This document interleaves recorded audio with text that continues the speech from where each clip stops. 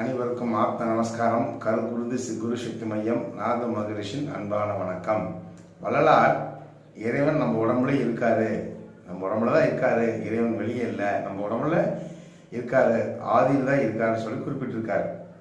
என் ஆவியிலே அமர்ந்த தயாநிதியே அப்படிங்கிற பாட்டு. என் ஆவியிலேயே அமர்ந்த தயாநிதியே, என் உயிர், அதை விளக்குன தெரியுங்களா? என் உயிரில் இறைவா நீ கலந்துள்ளாய், உனது ஆத்மாவில் நான் கலந்துள்ளேங்கிறாரு.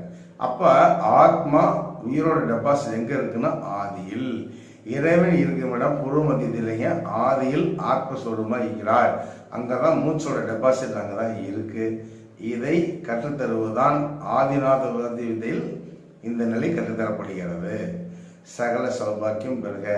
கருக்குரு சக்தி மையம் 790 463 80 79.